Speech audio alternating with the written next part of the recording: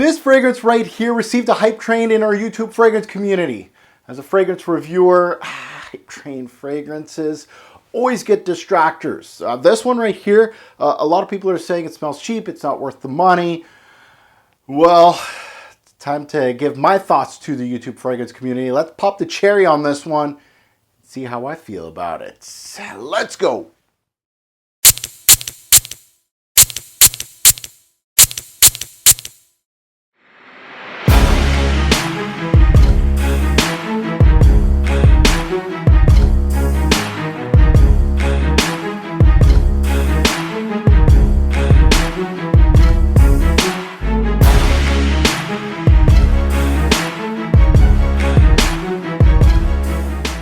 Fragrance family, welcome to Pop the Cherry. This is where I pop the cork on a fragrance and give you my first real test.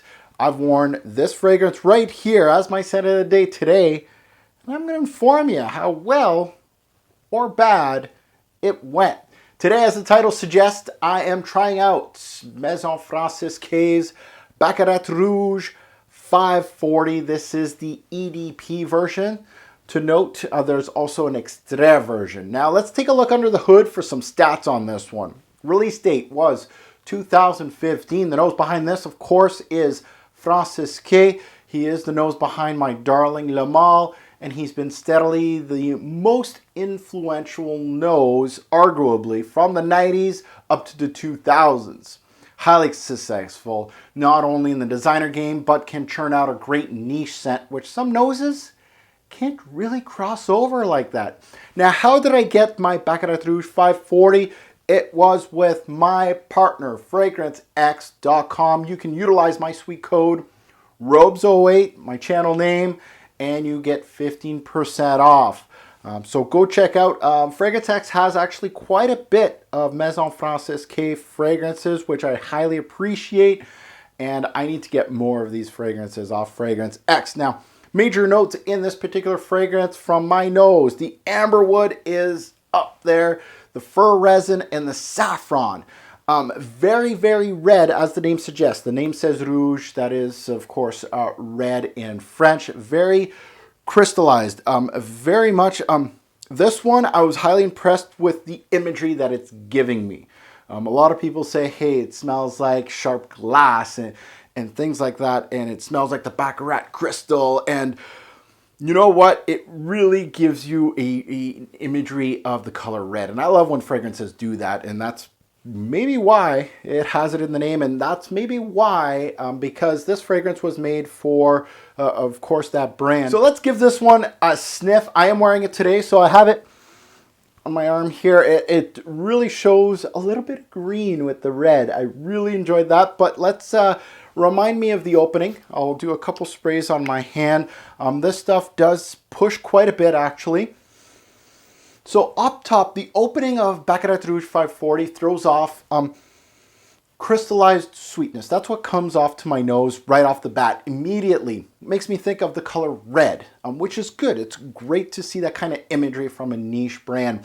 It gives me a red, almost pink sweetness. Think cotton candy. A lot of reviewers have mentioned that, and I agree, and it's got some light woods back in it too. It has a mild resinous quality that will build stronger in the dry down with a woody finish. A little evergreen action that will sneak up on you too. The greenness is very interesting. A lot of people talk about the sweetness and the redness and the cotton candy feel of this fragrance. And yeah, it's right up there, but that evergreen kind of sneaks up on you. It has a little bit of green here, which is very interesting. And I did say this in my unboxing, is that it reminded me of crystallized strawberry jam. That's what kind of came to mind for me. A mix of reds, greens, and I wore this, I'm not going to lie, I wore this around Christmas time. And I didn't know how it was going to do during Christmas time. It did very, very well. It was working around that time. I was a little surprised that it did work so well around the Christmas time. The one thing with Baccarat Rouge 540 is that it has some lightness to it.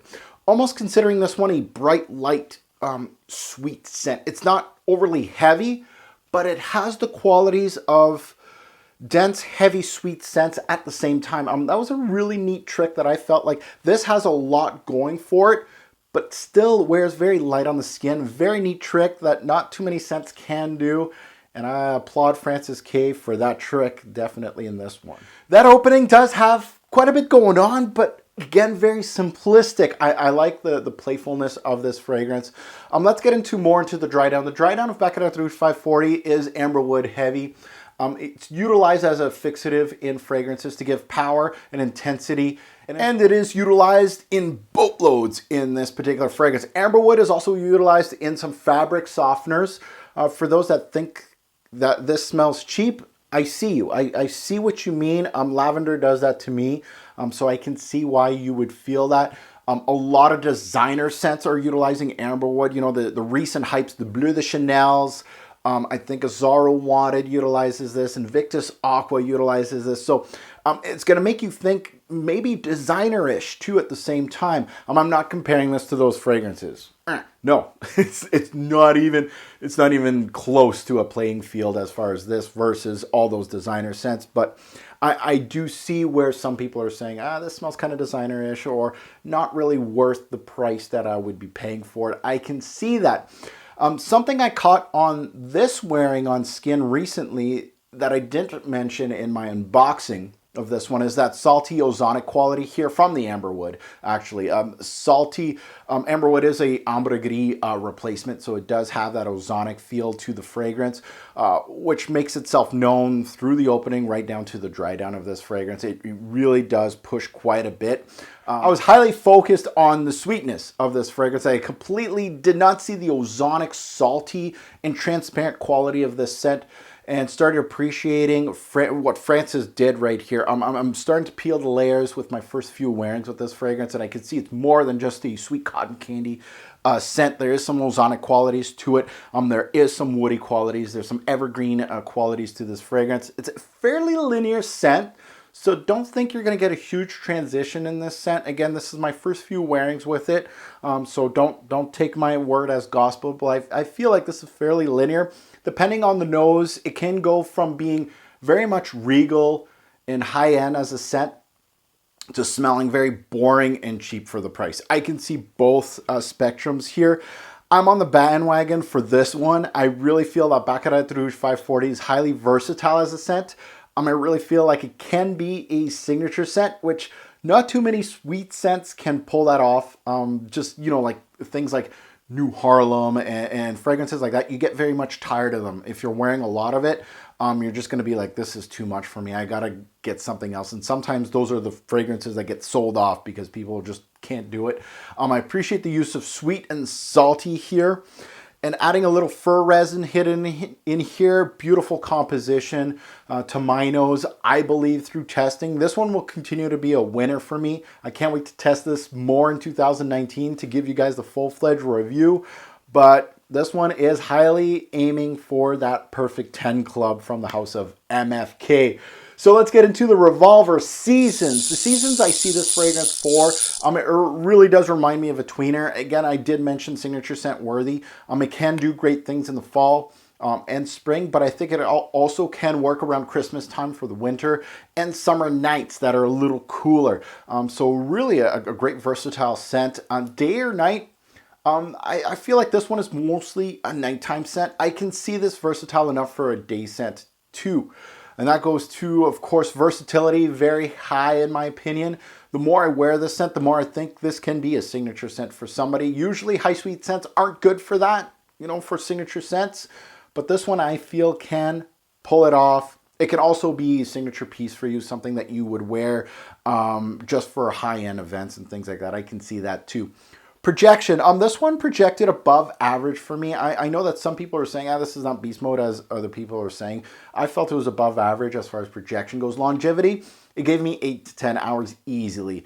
Look, I think this one's going to be easily a double digit on most wearings as far as hours go. I had no issues as far as longevity with this one. So my overall final thoughts on Baccarat Rouge 540 before I put this in the vault and start testing until I give you the full-fledged review on this one. Overall, Baccarat Rouge has its haters and its lovers. I can see the linear aspect of the scent, the sweetness making it feel cheap and boring. I can see that, but on my end, this fragrance is an artistic gem from Francis K. This is just the start of my testing, but Francis K has always impressed me with his Maison line that really pushes a lot of quality, and this does it. At times you stop and think, should I pull the trigger at this price? And think, there's more interesting scents, they're more daring scents, but you can't deny the quality of Mr. Francis K's fragrances for his Maison Francis K line. Baccarat Rouge does not hold any punches here, and I think Francis K went full throttle artistically, and I for one feel like this one, simply outstanding. A winner from the house of Francis K. I would love to hear your take on this one in the comments below if you have sniffed it. If not, please tell us your favorite release from the house of MFK. If you enjoy this content, please hit that like button, subscribe if you haven't, and that bell is always waiting to be rung. Are you part of my notification gang? Yeah. If you haven't already checked me out, I am on Twitter, I'm on Instagram. I'm very much focused on my Instagram page right now. I'm trying to get that at 10,000 followers right now. I'm posting set of the days, set of the nights on there. I am also on Facebook. I do have a Facebook page. And talking about Facebook, I also have a Facebook group where we have 14,800 other members right now discussing fragrances, selling them, swapping them. There's a whole bunch of stuff on FGN. All the links are down below. Now I'm going to leave you with a few takes from social media on this particular scent on my Twitter, Instagram, and Facebook. I certainly appreciate everyone that gave their take on this scent. As always, a great or poor fragrance will make a lasting impression. Choose your scent wisely. Thanks for watching, YouTube.